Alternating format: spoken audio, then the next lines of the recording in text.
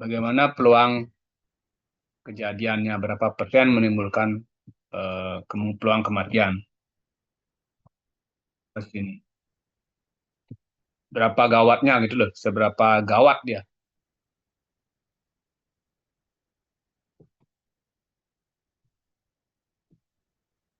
Angel,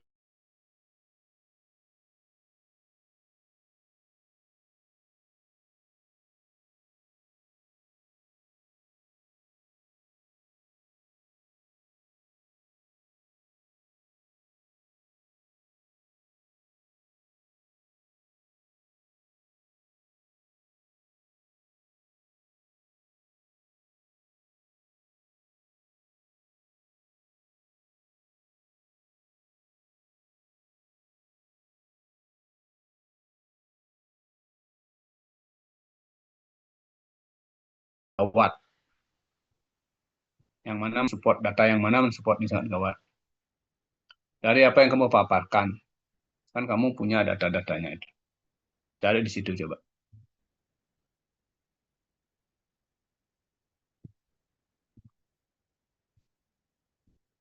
Saya bisa tanya pada siapa saja ya. Ganesh Chandrawinata.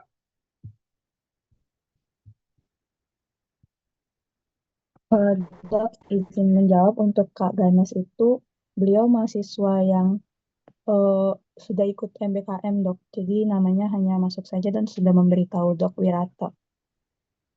Oh, sama saya nggak usah dikasih tahu ya.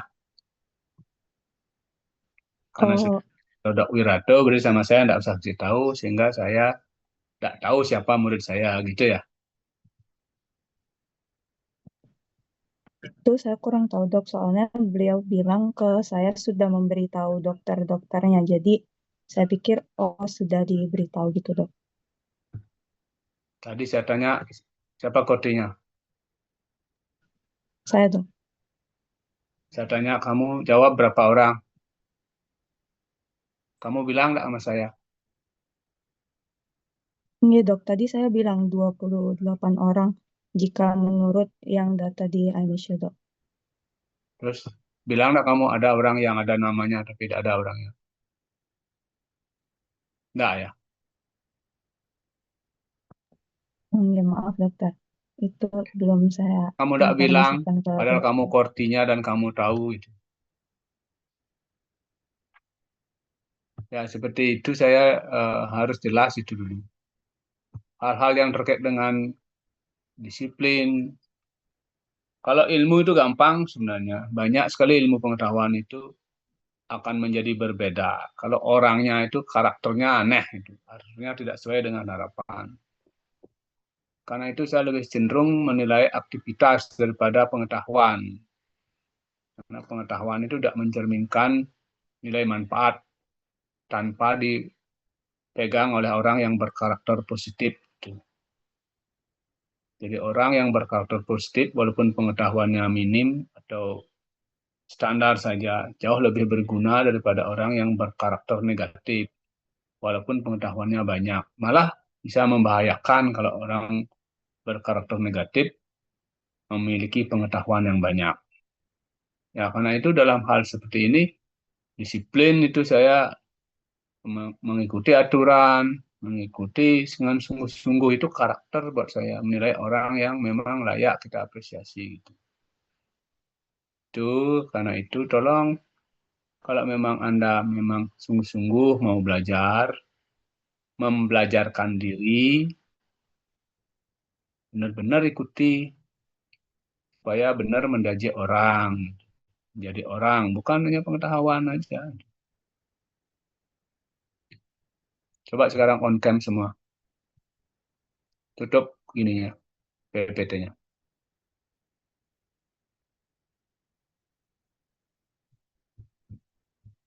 Yang tidak on cam berarti yang saya nggak ada.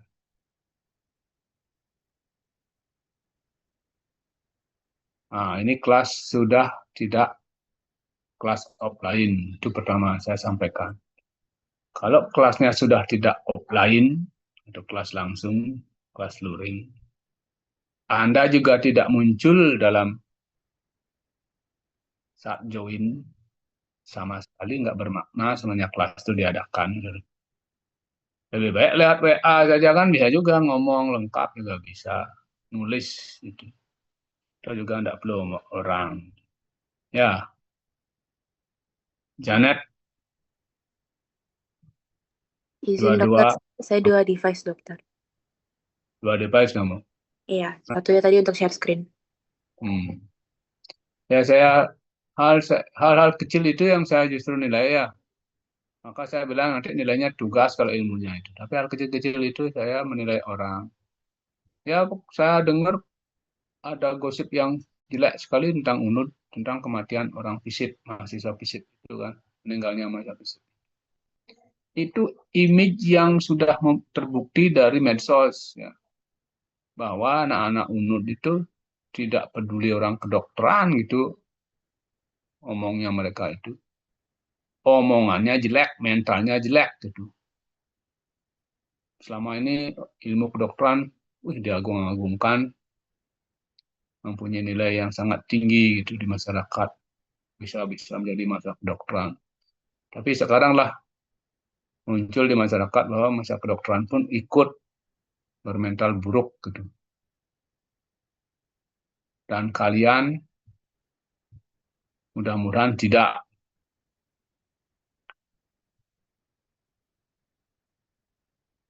Masih juga ada yang belum on cam ya. Jadi orangnya nggak ada. Itu satu hal bagi saya, kalau memang kuliahnya sudah tidak langsung, tolong sungguh-sungguh join dan memang ada Anda di kelas. Ya, sehingga kalau saya tanya tadi umpamanya, ngerti dengarlah dengan baik. Apa menyebabkan kenapa dia termasuk golongan atau kasus yang emergensi. Emergensi itu perlu penanganan yang cepat kan gitu ya. Nah, setelah saya tanya tadi berapa cepat dia akan bisa menimbulkan resiko gitu dengan kasus tadi gitu. Sehingga tindakannya apa yang paling awal diberikan. Nah, itu bisa dirunut belajarnya sebenarnya. Jadi yang gross dulu pelajari. Bukan salah yang langsung detail, tapi gross-gross itu yang besar-besar itu supaya bisa memberikan keputusan-keputusan yang lebih baik kalau nanti dari dokter gitu ya. Ya, contohnya teman kamu ini yang namanya Leoni Wintara ini tidak on cam, berarti secara moral kalau saya bilang berkarakter buruk, join tapi nggak ada orang. Nah itu bagi saya karakter buruk. Ngapain join kalau sudah nggak mampu? Toh juga saya nggak masalah kalau nggak ngampus, kalau nggak join kan gitu. Ya bagi kalian ini kan eh, elektif. Kalau elektif itu kan berarti niat secara sadar mengambil mata kuliah ini, meluangkan waktu kalau ada kuliahnya, dengan catatan kalau saya kemarin mundur ya karena kondisi dan kalian bersedia atau memang punya waktu kan gitu. Saya tidak memaksa kalau memang tidak punya waktu, nanti cari waktu lain kan begitu ya. Biar fair dulu bahasanya. Jadi jangan sampai, oh saya nggak bersedia, saya nggak mau. Ya kalau kalian sudah terwakili oleh satu orang, saya anggap semua bersedia. Gitu. Apa kemarin Korti, mana Korti? Korti mana? Saya dok. Apa kemarin teman kalian ada yang bilang tidak siap? Ada? Tidak, dok. Saya sudah tanya di grup dan setuju untuk melakukan kelas pada jam 7 malam ini, dok. Ya itu contohnya ya. Ya tidak ada nanti kan bukan jadwalnya umpamanya gitu sehingga saya tidak bisa. Kalau memang begitu nanti cari waktu yang memang semua bisa sehingga benar-benar menghargai ruang ini, pertemuan ini sebagai ruang kelas. Ini si Leoni ini gimana? Bintaran. Yang gini-gini saya tidak suka. Lebih baik nggak ikut orang-orang ini. Saya ikut kelas saya atau kelas malam ini gitu. Ya, nanti jangan sampai gitu ya. Leoni Wintara.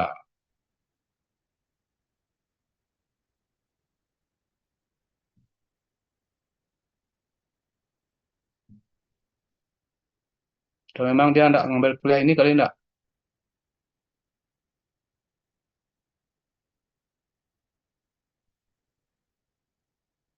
Kelompok berapa Leoni itu? Kelompok 1 kan? Tadi katanya ada semua kamu bilang. Eh, Kelompok 1 tadi bilang semua hadir. Kenapa ada yang enggak hadir? Leoni. Coba jawab kelompok 1. Betul Leoni Revalina Wintara. Saya tanya kelompok 1 presentasi, semua hadir kelompoknya? Semua. Siapa tadi yang jawab gitu? Coba kelompok 1. Sebentar, Dok. Tadi Oh, ya tadi Leoni memang sudah presentasi juga dokter. sekarang Leoni tidak ada kemana?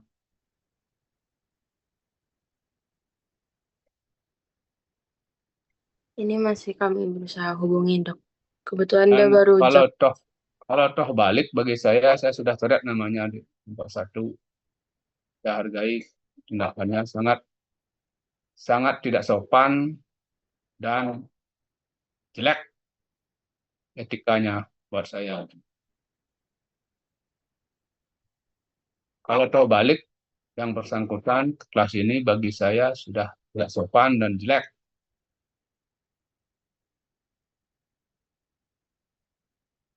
Leoni Wintara. Saya akan ingat mahasiswa ini ya.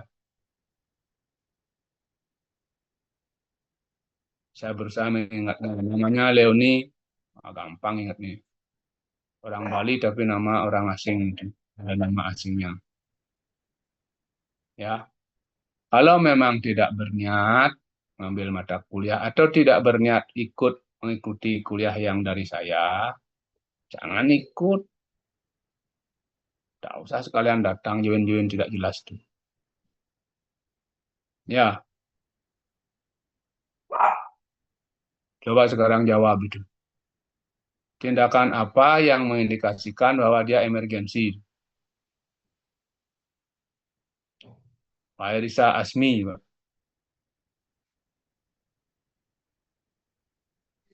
Kamu dengar tidak dari presentasinya, dengar tidak? dengar, Dok. Kalau dengar coba dijawab. Data yang dari data teman kamu itu pakai jawab. Tidak menghayal jawabannya. Sebelum menanya dulu, tindakan yang emergensi yang dilakukan atau maksudnya Ya, yang kamu jawab pertanyaan aja, tidak mengindikasikan dengar. Saya tidak akan pernah ngulang juga pertanyaan saya. Maka dari itu kalau kelas online itu orang harus pasang telinga dengan baik. Sehingga kalau saya ngomong, orang itu dengar, tidak usah lagi ulang. Saya udah biasa begitu. Karena saya curiga orang yang on cam pun tidak dengar sebenarnya. Matanya lain-lain seperti Grace Fabiola itu. Lalak lirik, lalak lirik. Silakan sama teman yang ngobrol, tidak apa, Grace. Ya, saya tahu izin kok. menjawab kalau yang menandakan yang si anjingnya emergensi menurut saya itu yang hernia diafragmanya kan terjadi hernia Pertanyaannya kan diafragma bukan terus pertanyaannya kan bukan tidak menjawab pertanyaan saya itu. maaf dok. Ya, itu contohnya. Jadi sekarang umpamanya sekarang ada emergensi. Coba hal apa sistem apa saja yang layak menjadi perhitungan dalam setiap tindakan emergensi. Gabriela, Izin menjawab, Dok. Kalau pada kasus ini, menurut saya adalah dari sistem pernafasannya, Dok. Brigita, Kalau dari kasus ini sistem pernapasan dan kardiovaskularnya, Dok.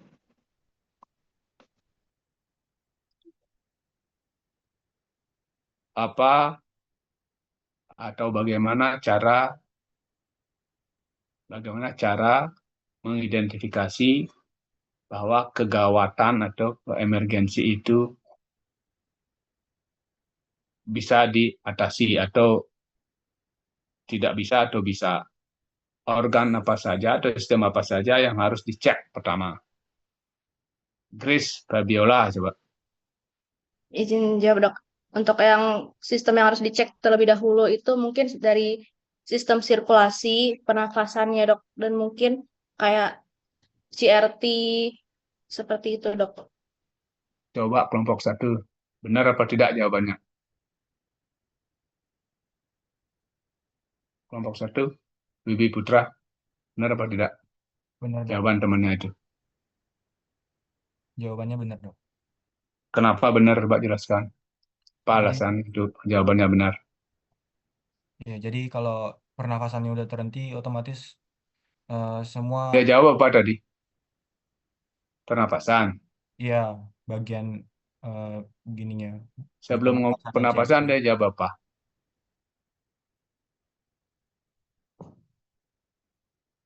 Sini Yovita. Sini Yovita. Gerbang Ya kematian dok, itu organ apa gerbang kematian? izin menjawab dok, sepertinya organ jantung dok. Organ jantung. Setelah organ jantung apa? Apalagi selain jantung? Maulana Fikri. Dok, untuk organ yang perlu dicek pertama kali jika ada kasus emergensi itu selain jantung itu juga ada pernafasan yaitu di organ paru-paru dok, lalu juga ada di organ sistem neurologi seperti otak dan juga ada uh,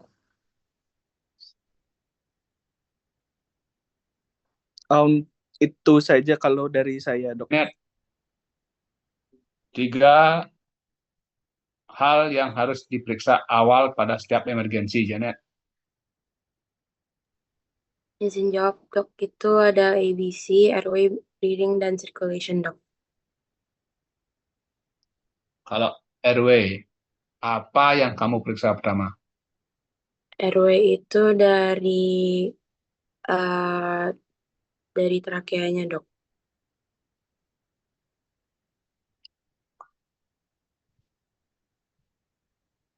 Kurang gini tuh, kurang pas. Angel, Arinda. Hadir dok. Untuk airway itu yang diperiksa apakah ada sumbatan kayak misalkan apakah ada lendir, ada darah atau mungkin ada cairan, terus eh, suara nafas dok, dan juga mungkin kayak pergerakan toraks dan abdomen saat bernafas dok. A, B, C, A, B, C, B. B breathing. Sekarang kalau apa beda airway dengan breathing? Yuda, Maulana Fikri. Dok, untuk beda dari airway dan breathing itu, untuk airway sendiri itu lebih ke sistem pernafasan bagian atas, dok. Seperti mulut, hidung, trakea. Sedangkan kalau breathing itu lebih ke sistem pernafasan bawah, seperti paru-paru, dok. Pada kasus kamu, ABC-nya hasilnya gimana? Untuk pada kasus saya itu ABC-nya itu bukan cuman, maksudnya terjadi di breathing-nya dok. Itu dia terjadi distress respirasi karena juga dia udah mengalami batuk-batuk selama sebulan itu dok. Untuk yang lain seperti sirkulasi peredaran darahnya itu normal dan neurologisnya juga normal dok. Seperti itu dok. Kelompok 1 siapa lagi? Acung tangan, kelompok 1. Saya dok. Coba kamu sekarang nilai seberapa beresiko kasus kamu sebagai kasus emergensi. Baik, kalau dari paparan materi yang sebelumnya itu tuh dia masih stabil dalam artiannya seperti Kak Yuda tadi bilang itu mas, masih bisa bernafas, tapi eh, di emergensinya itu masih stabil. Nanti Maksudnya kurang nilai emergensinya berapa persen kira-kira nilai kegawatannya? Itu. mungkin Nah, itu contohnya. Pemilihan kasus emergensi itu harus dihitung cocok emergensi nggak dia sebenarnya. Kalau dibiarkan dalam 1 jam, 2 jam, 1 hari, sampai 2 hari itu, ya kira-kira akan menimbulkan risiko yang parah enggak itu. Atau sampai mati, gitu, kematian muncul enggak. Kalau enggak bisa dinilai itu kan sebenarnya. Jadi menentukan tingkat emergensi itu kan kegawatan itu ya yang harus dinilai. Data itu kamu harus cari sebenarnya sehingga dia layak dimasukkan kasus emergensi. Hernia diafragmatika itu udah biasa terjadi sebenarnya kan itu yang menyebabkan masuknya organ usus ke dalam paru-paru. Dan itu kejadian sampai kasus kamu tadi itu kan sudah lama itu kejadiannya. Ya kalau kasusnya sudah lama itu kalau kelompok tingkat emergensinya kan semakin menurun dia. Buktinya tak langsung mati dia. Yang disebut emergensi itu kan dia harus tangani segera ya. Segera dalam waktu jam atau hari itu. Jam biasanya satu. Kejadian ini sudah lama. Berapa lama yang kasus kamu ini? Kelompok 1.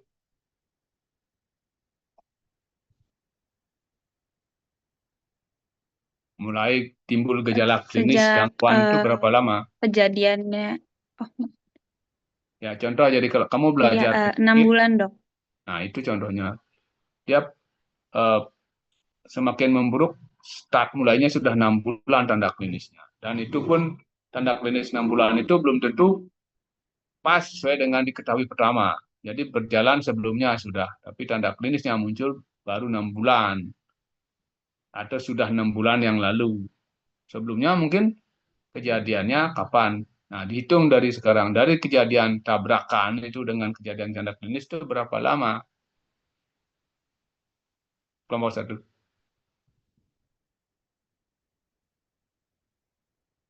1. Anamnesis. Jadi kamu belajar ini harus sudah kuat sebenarnya penyakit dalamnya ya.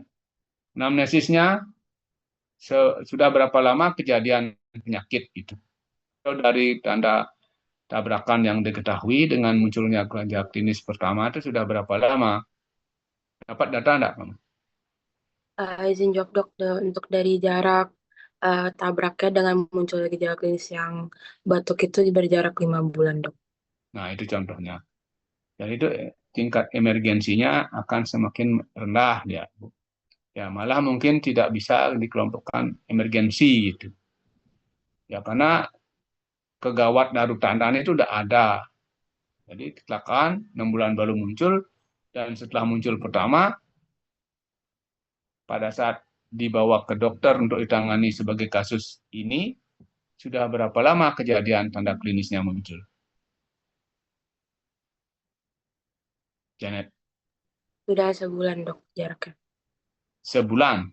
Ya dari jarak muncul batuk dan dibawa ke rumah sakit untuk yang operasi ini. Nah itu contohnya. Jadi itu kalau boleh dibilang, kalau saya secara umum menilai tidak emergensi itu. Ya, tapi memang mengkhawatirkan, membahayakan nyawa, tapi tidak emergensi. Karena kalau emergensi itu hitungan jam, hitungan hari itu.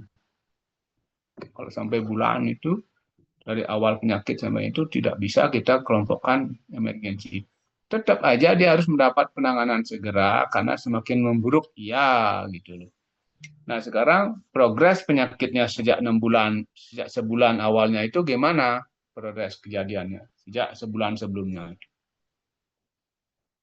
Kelompok 1 yang lain jawab. Kalau memang kerja kalian bersama-sama pasti tahu. Atau saya panggil, mau panggil tuh jawab sendiri. Angel coba.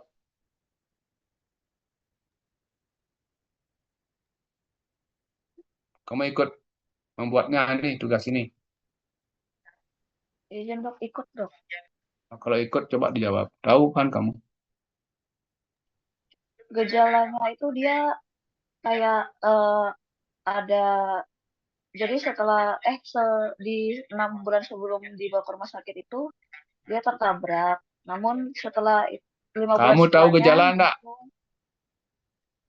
ya dok, Ya, ya. muncullah gejala batuk Saya berat dok. akan sangat protes dengan kalian kalau nggak ngerti mana anamnesis, mana tanda klinis, mana progres tanda klinis, ya.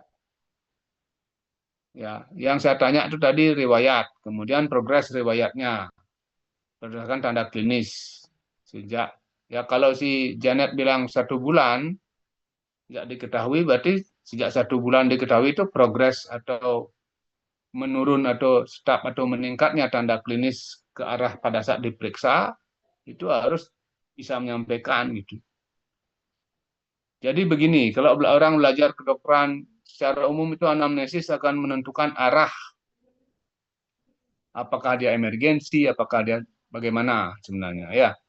Informasi awal itu. Kemudian setelah itu baru kamu akan bisa menemukan riwayat. Anamnesis itu isinya ada riwayat pasien, jadi rekam medik seluruh catatan medik yang dimiliki oleh seekor hewan. Dari saat dia dipelihara ya, pokoknya sudah kecil dipelihara, penyakit-penyakit apa saja yang pernah dia derita itu riwayat pasien. Ada riwayat penyakit. Kalau riwayat penyakit berarti sejarah atau riwayat gangguan yang dikeluhkan saat ditangani sebagai kasus saat ini umpamanya. Kalau yang ini tadi hernia diafragmatika namanya. Hernia diafragmatika itu merupakan kasus yang sekarang. Kalau riwayatnya kamu amati, bahkan sejak kapan tanda klinis yang dikeluhkan sehingga hewan ini dibawa ke dokter atau ke klinik atau ke rumah sakit hewan. Sudah berapa lama? Anda pertama diketahui. Nah, sejak itu progres atau perkembangan penyakitnya, perkembangan tanda klinisnya itu direkod, dilihat di anamnesis bagaimana perubahannya. Dan perubahan itu akan bisa mengindikasikan, oh ini memburuk sangat cepat gitu.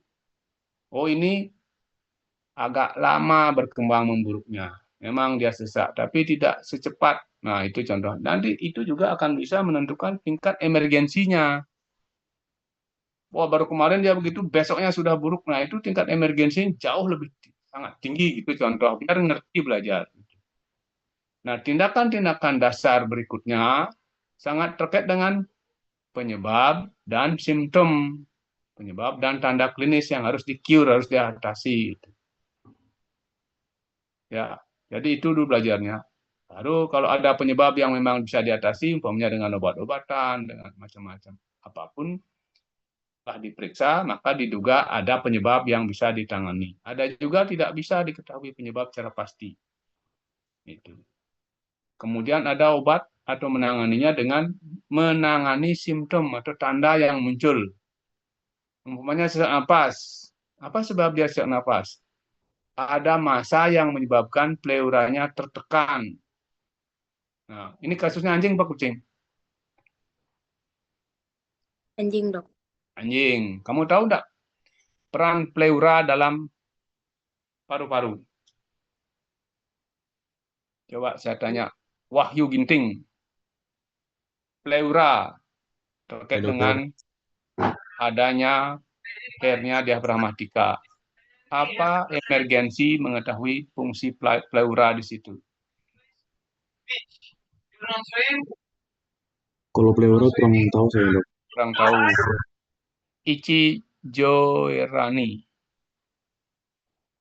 Coba, kamu tahu enggak peranan yang kamu harus tahu tentang pleura apabila terjadi robek diafragma umpamanya? Tahu enggak?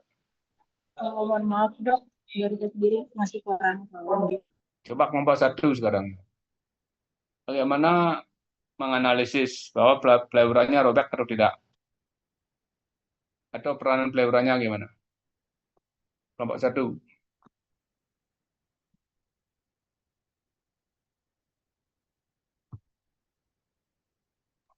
Izin dok, jadi Ya. sepaham saya itu pleura agar si paru-parunya itu bisa nggak apa bisa mengembang gitu dok. Jadi paru-parunya nggak kolaps karena yang uh, kan ada lapisannya dok. Jadi lapisan ini uh, berperan dalam tekanan dalam paru-paru biar bisa berkembang. Dok. Boleh. Sudah mulai benar jawabannya. Tapi belum detil. Belum standar pengetahuan dokter yang kamu mau jadi dokter. Kurang kuat, tapi sudah benar. Sekarang siapa yang mau nambahin supaya ilmu kamu layak mengatakan, oh emergensinya rendah, oh emergensinya tinggi, gitu. Terkait dengan gangguan adanya massa atau robek dari diafragma dan massa masuk ke rongga dada. Kelompok 1 siapa aja nih? Yang belum jawab coba kelompok 1.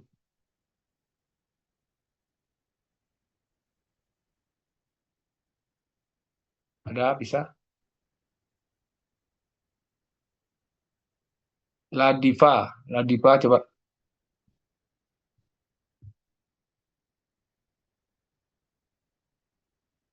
Ladiva mana? Iya, dokter. Coba. Menurut saya pleura untuk melindungi paru-paru dari kontak langsung dengan organ abdomen. Malah sama salah itu kamu. Kurang malah menjadi lebih nurun benarnya gitu. Nah, siapa yang bisa kira-kira di antara kalian nih? Kan belum tentu yang tidak ngomong tidak bisa. Coba jawab siapa yang bisa. Ini ada suatu robek diafragma. Terus saya bilang pleura. Kira-kira bagaimana peran pleura, pengetahuan kamu tentang pleura terkait dengan kasus ini sehingga kamu mengatakan, oh ini aman nih, masih agak tidak emergensi sekali nih. Oh ini sangat bahaya nih. Siapa yang bisa kira-kira?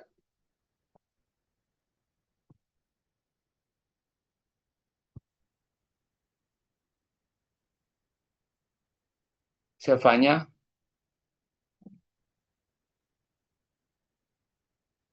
Izin menjawab dokter, yang saya tahu itu karena pleura itu melindungi paru-paru, maka kalau misalnya ada robekan di pleura itu dapat mengubah tekanan yang ada di dalam. Karena tekanan yang berubah itu, maka akan paru-paru akan kolaps. Yang mana kalau paru-paru akan kolaps itu akan terjadi yang namanya hipoksia. Makanya oleh karena itu yang menyebabkan kasus emergensi. Kalau kolab hipoksia. Siapa yang tidak setuju angkat tangan? Acung tangan yang tidak setuju, yang tidak acung tangan berarti setuju.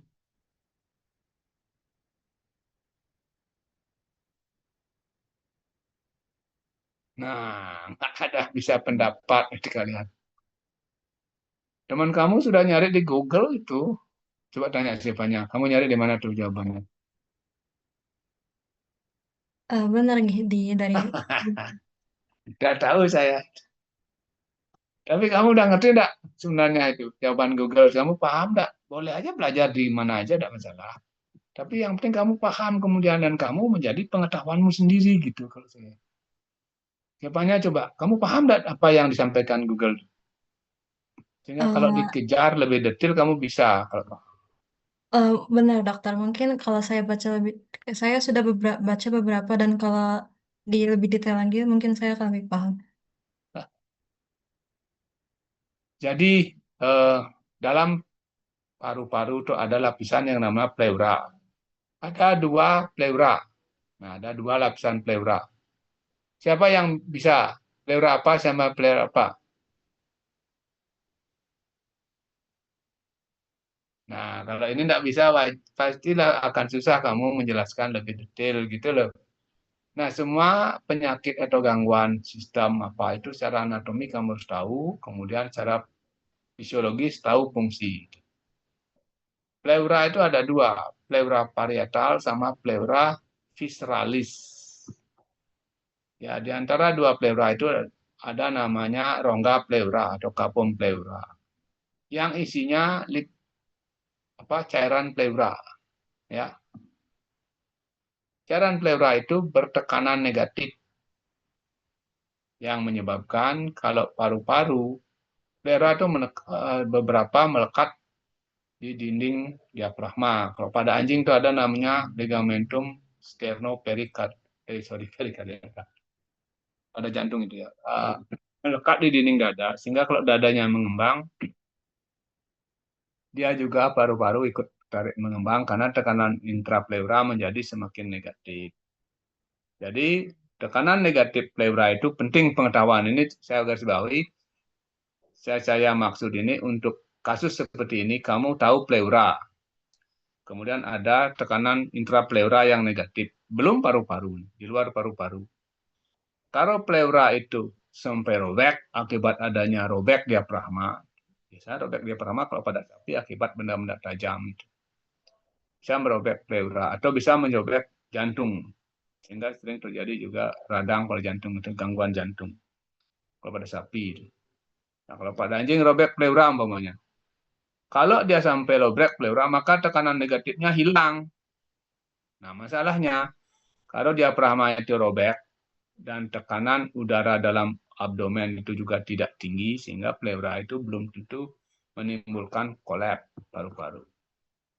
Kalau sampai paru-paru kolaps, nah sekarang kamu harus tahu anjing itu pleura gelambir kanan sama gelambir kiri paru-paru itu nyambung apa tidak? Itu contohnya pengetahuan anatomi itu.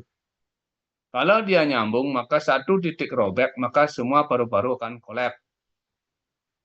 Tidak semua hewan pleuranya nyambung antara pleura kanan dengan pleura gelambir kiri gitu. Pada pleura yang tidak nyambung, kalau robek pleura kiri, maka hanya paru-paru kiri yang kolaps sehingga hewan masih terselamatkan akibat paru-paru kanan masih bisa pakai bernapas. Jadi bukan hipoksia tapi mati itu kalau pleuranya nyambung karena kolaps paru-paru tidak bisa pakai bernapas paru-paru. Jadi resikonya mati hewan itu dalam waktu segera begitu. Nah karena itu tadi saya contohkan bahwa dalam kasus ini sudah berjalan 1 bulan. Ada gangguan pernapasan karena ada tekanan pada dinding paru, pada bagian rongga torak yang menekan paru, sehingga paru tidak bisa berekspirasi atau berekstensi atau mengembang secara maksimal. Nah itu biasa bisa dilacak sebenarnya kalau isi perut itu terisi makanan, maka dia akan semakin sesak. Biasanya habis makan pasti lebih sesak dia daripada sedang tidak makan. Posisi tubuh, ya posisi tubuh kalau dia mau enak dia harus mengangkat dadanya lebih tinggi sehingga isi perut ke belakang. Pada saat dia tidur dia akan sesak karena isi perut akan menekan diafragma dan masuk ke dalam rongga torak.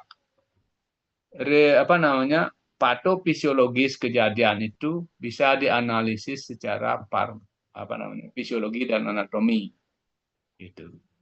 Dan itu akan menimbulkan tanda klinis yang lebih khas sehingga pada saat menganalisis atau mengevaluasi atau memeriksa hewan yang terkena kasus dugaan seperti itu bisa dilacak. Nah, pada saat belajar sekarang ini kamu trace balik, lacak balik dia tanda klinisnya apa, kemudian bagaimana dia berkembang sehingga peluang yang terjadinya hal-hal yang saya sampaikan tadi itu ada enggak pada kasus itu contohnya. Sehingga nilai emergensinya bisa diukur. Tapi dari data tadi satu bulan dia progresnya, makanya progresnya tidak ada datanya itu. Bagaimana perkembangannya sejak 1 bulan itu, semakin buruk atau tetap aja kurang lebih, tapi karena memang tidak mau sembuh maka dia dibawa, kan sebenarnya ada hampir tetap aja begitu. Tidak cepat gitu loh, atau tidak memburuk dalam waktu 1 bulan menjadi sebelumnya kurang parah menjadi sangat parah gitu umpamanya. Hal-hal seperti itu yang saya tadi lihat kurang kelihatan pengetahuan yang Anda sampaikan sebagai calon dokter. Nanti calon sarjana dulu ya sekarang ya. Nanti kan bergerak menjadi dokter hewan. Hal-hal seperti itu yang memang kemudian kamu harus kuasai juga di samping tata cara penanganan yang standar dari masing-masing kasus. Nah, masing-masing kasus punya standar yang sedikit bervariasi sesuai dengan kasus pasti. Tapi hal pokoknya yang kamu harus kuatkan. Karena belajar seperti ini tidak mungkin kamu ngapalin per kasus, tapi kamu akan generalisasi tanda klinis, generalisasi apa yang dilakukan, kemudian golongan obat atau tindakan unsur-unsur tindakan yang dilakukan. Sehingga bisa menjadi bekal pada saat sekarang sudah mendapat bekal, jangan nunggu nanti baca lagi baru bisa dipakai bekal. Itu harapan saya, sehingga untuk selanjutnya nanti tolong belajarnya lebih ke arah bagaimana bisa Nah, bekal itu bisa kamu kaji dari kasus itu sendiri untuk diperdalam. Kurang lebih arahan saya seperti saya tanya tadi itu. Ya. Itu caranya untuk memperdalam. Nah, itu tidak sempurna juga, masih ada yang harus dilengkapi lagi. Tapi karena memang waktu ini juga tidak mungkin saya detailkan dari awal, dan kasus ini kasus kamu gitu. Sehingga saya mencoba menganalisis kamu ngerti apa tidak itu. Setiap belajar itu harus tahu tujuan kamu belajarnya, dan kamu harus dapat itu ya. Jangan kamu berpikir setiap belajar kamu harus selesai belajar dan dapat nilai itu. Rugi benar itu. Setiap kamu belajar, tahu tujuan kamu belajar untuk dapat pengetahuan yang memang kamu bisa pakai bekal. Itu harusnya. Dan pada saat itu ada kamu akan lebih baik. Ya, itu komentar saya tentang kuliah malam ini. Saya kira sudah lewat sangat waktunya ya. Tadi jam berapa ya? 19. Sudah 2 jam ya. 19.20 ya, benar 1 jam. Sudah waktunya habis. Kelompok 1, kecuali Leoni, itu saya tugaskan untuk membuat tulisannya, kajiannya tentang ini. Kan tadi sudah PPT sebagai tugas akhir dari kasus yang Anda buat ini. Kelompok yang lain silakan sesuai dengan topik nanti juga buat PPT, dan PPT nanti dikumpul, di-upload, dan tugasnya itu di-upload. Silakan dibuat sesuai dengan kasusnya. Format pokoknya ya seperti secara umum lah, anamnesis, tanda klinis, pemeriksaan fisik, pemeriksaan penunjang, tindakan, dan sebagainya. Dan nanti karena ini emergensi, pasti sedikit berbeda ya kan. Evaluasi emergensinya dulu apa saja yang dinilai sehingga dia masuk golongan emergensi, dan bagaimana tingkat emergensinya pada kasus-kasus yang kamu akan pakai. Sehingga kamu bisa tidak semua tingkat emergensinya sama kan gitu. Seberapa gawat kan itu nanti dicoba dipahami lebih baik itu kan untuk menjadi. Tapi kalau diskusi bisa memahami begini dengan penjelasan ya, kira-kira sangat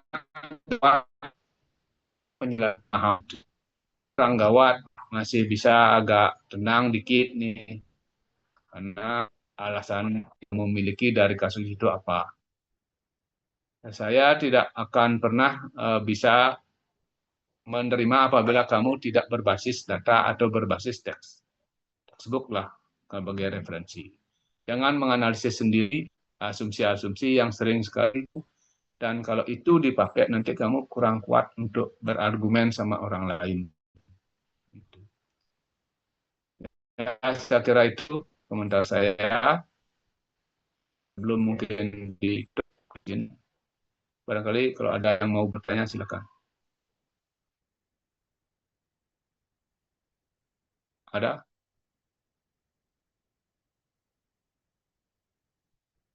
Oke, baiklah. Kalau tidak ada, Hari Jumat depan,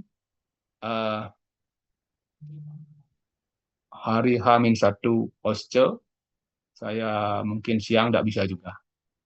Tapi mungkin saya sediakan malam juga harinya. Kalau hari Sabtu dan Minggu pasti tidak bisa. Jadi saya paling buruk akan memindah waktunya menjadi malam. Kalau di luar itu ternyata umpamanya tidak bisa gitu ya, pasti saya cari di luar hari Sabtu dan Minggunya gitu, karena hari Sabtu dan Minggu saya ada menjadi bertugas untuk ujian OSCE, ujian hukum, ujian kompetensi dokter hewannya. Ancang-ancang hari Jumat berarti jam 7 malam, umpama ya. Setuju kira-kira? Ada yang ada yang tidak tersedia, biar disampaikan di sini. Kalau ada, sekarang tolong disampaikan, sehingga kita berusaha mencari waktu lain. Tidak ada ya? Saya sangat apresiasi pada ketekunan, usaha, dan kedisiplinan, karena saya berharap mahasiswa FKH menjadi dokter hewan yang berkarakter positif.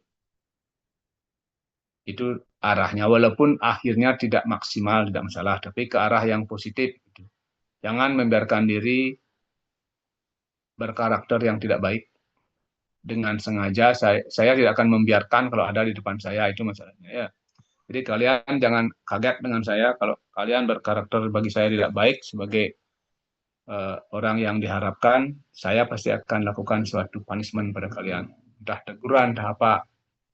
Tapi kalau kalian sudah berusaha secara positif, saya yakin Anda akan punya ilmu pengetahuan yang baik juga. Tinggal diisi dengan tekun, pasti akan mendapat. Ya, tapi jangan biarkan menjadi berkarakter buruk itu saja. Karena jauh lebih susah mengubah karakter dan mempelajari diri menjadi karakter baik kalau sudah terbiasa buruk. Itu aja harapan saya tidak lebih dari itu, karena saya bertugas, walaupun saya sendiri belum lebih baik dari kalian, tapi tugas saya mendidik, mengarahkan supaya kalian menjadi lebih baik, kalau perlu lebih baik dari saya. Jadi jangan berpikir, wah ngomongnya itu, saya memang tugasnya seperti ini. Seperti kasus yang meninggal itu, saya ulang lagi, maka dosennya juga pasti akan terciprat gitu. UNUD-nya pasti akan terciprat negatifnya gitu loh. Artinya UNUD tidak mampu mendidik baik, dosennya tidak mampu mendidik baik gitu. Walaupun sesungguhnya masih belajar juga menjadi baik gitu. Saya juga belajar menjadi baik. Tapi karena tugasnya harus mendidik, walaupun masih belajar juga sama, tetap harus mendidik ke arah lebih baik gitu. Ya, jangan dibalik bahasanya. Kalau tugas saya tidak menjadi dosen kalian, saya tidak akan mendidik kalian. Ya, ingat, kalau saya tidak jadi dosen kalian, saya tidak akan ngurus kalian. Jadi murni akibat jabatan saya dosen, seburuk-buruk apapun saya harus berusaha membuat kalian lebih baik gitu. Ya, oke. Kalau tidak ada yang perlu ditanyakan lagi, kita akhiri kuliah ini. Selamat malam. Sampai jumpa minggu depan. Nanti slotnya saya buka di OASE ya. Terima kasih dokter. Selamat malam, terima kasih banyak. Terima kasih, Dok.